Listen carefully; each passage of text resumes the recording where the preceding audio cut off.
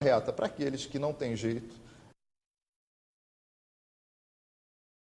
a solução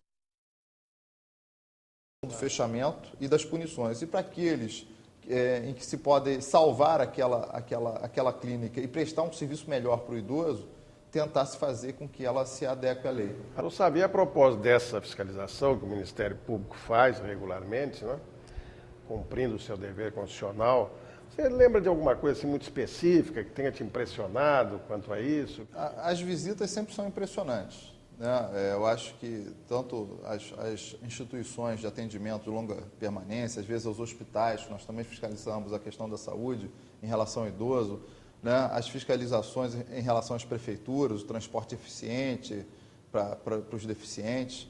Então, elas sempre são impressionantes. Mas há um caso que me chama a atenção, que eu visitei essa semana passada, que foi em relação à Fundação Leão XIII de Itaipu, né, aquela unidade lá. A Fundação Leão XIII, notadamente voltada para trabalhar com a população de rua, fazer um belíssimo serviço de assistência social para essas pessoas que estão em situação de desabrigo social, etc. Mas a Fundação Leão XIII em Itaipu houve um desvio de finalidade e ela foi sendo utilizada nos últimos anos para abrigar pessoas, geralmente idosas, e 80% dessas pessoas com transtornos mentais estão abrigadas naquela unidade. 80%? Cerca de 80% a 70%. São 183 internos, pelo que soube, e eu acho que uns 120, 130 devem ter transtornos mentais, não tenho esses números exatos agora, estão lá no inquérito. E elas estão lá com uma psiquiatra, com algumas pessoas vocacionadas para atendê-las, mas sem o devido preparo. O número de funcionários incipiente, não há firma de limpeza contratada, quem faz a limpeza são os próprios internos, não há cuidados especiais para as pessoas que portam as deficiências ou os transtornos mentais, para que elas possam evoluir diante de um determinado tratamento. Não há cuidados nem enfermeiros especializados para administrar os remédios, que são remédios fortíssimos. Ministrar um remédio daquela natureza é errado, é uma situação que causa risco para a vida, não só para a saúde, mas para a vida daquele paciente. Então, um depósito fétido de gente, que só sobrevive hoje graças a iniciativas isoladas lá do coordenador daquela área, que é uma pessoa que está vocacionada para defender, de alguns funcionários, que arrumam pneu para a ambulância, por favor, pedindo, arruma às vezes um eletricista que pegou fogo na lavanderia, através de um favor. O Estado deixa aquilo num total abandono. A minha esperança é que, com a mudança da direção do Estado, da direção da Fundação, haja um olhar especial, né, porque o Ministério Público está propenso a propor ação civil pública para reverter esse quadro, porque refoge ao mérito administrativo, desembargador. Quando o Estado se propõe a oferecer um serviço, coloca o interno lá, e depois não presta esse serviço, isso não é uma faculdade do administrador, isso é um crime de abandono que está sendo cometido contra essas pessoas. Descumprimento de um dever constitucional até, né? É verdade, a Constituição de 88 veio chamar atenção para isso, eu acho, né? Quando ela fala da dignidade da pessoa humana, isso é o dever do Estado, né? Basicamente é o dever do Estado. Inclusive, nós tiramos fotos lá no local, algumas eu trouxe para passar, obviamente aquelas que não expõem as pessoas, porque nós temos respeito pelas pessoas, elas são as destinatárias da nossa atuação. Mas temos fotos delas também em situação de sujeira, em situação de abandono. As instalações são precárias. Tem uma foto referente a um chuveiro elétrico, que é o único chuveiro elétrico da instituição para 183 pessoas, em que a ligação elétrica é absolutamente precária. Aquilo para dar um defeito, ou para dar um curto-circuito.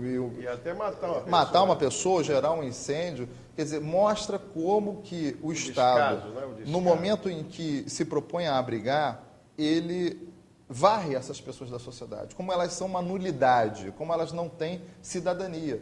E aí eu volto ao que o senhor falou no início do programa, o princípio da dignidade da pessoa humana, que é o princípio que faz com que nós tenhamos que dar acesso ao cadeirante, tenhamos que guardar corta para as pessoas portadoras de deficiência, porque todos nós temos deficiências, todos nós temos limitações. E vamos ter, à medida que a idade avança, se não somos em função de uma causa anterior, teremos essas limitações em função do avanço da idade. Então, quando nós falamos em dignidade da pessoa humana, isso não é um discurso, isso não é uma poesia constitucional. Isso, na verdade, é uma lei das leis, é uma lei que tem aplicação imediata e deve ser efetivamente cumprida. os constituintes, né? Isso é um fundamento da nossa democracia, é um fundamento, né? E há uma certa impressão e que a Constituição só pode ser cumprida se há uma outra norma, o que na verdade é um erro sistêmico. Né? Você acha que se tem um decreto, eu cumpro. Mas a Constituição só tem esse argumento constitucional como se isso fosse pouco. Fundamental. Doutor Sábio, o Fernando, que é um estudante de Direito, tem uma pergunta para ser dirigida a Vossa Excelência. Doutor Sábio, qual é a minha chances de me tornar um juiz? Será que eu vou ser vítima de algum preconceito devido à minha deficiência? E essa pergunta você vai responder no próximo bloco.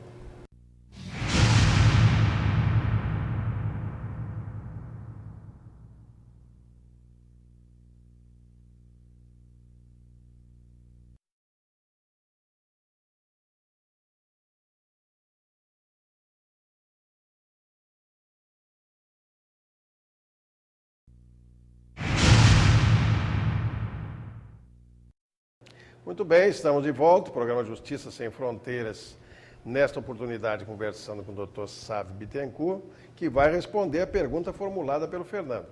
Fernando, fico muito feliz com a sua pergunta, quero te dar toda a força para você alcançar o seu sonho na magistratura. Se você quiser ser promotor de justiça também pode, é muito divertido. A Lei 7853 te ampara, ela é uma lei federal de 89, e ela permite, e todo o nosso sistema em relação à nossa isonomia, permite que qualquer deficiente que tenha capacidade de exercer as funções do juiz, capacidade intelectiva de exercer as funções graves de um magistrado, obviamente possa, superando qualquer tipo de limitação. Hoje você tem a questão da tecnologia a seu favor, você tem a questão de um quadro de auxiliares dos magistrados muito bem formado por concurso público. Então, eu não vejo nenhuma dificuldade. O que você vai ter que fazer é estudar bastante. Muito bem, doutor Sábio. Me diga uma coisa, a sua promotoria lá no interior do estado, Rio de Janeiro, ela envolve a proteção do idoso e do deficiente físico, né? Essas coisas, de alguma forma, se aproximam, de alguma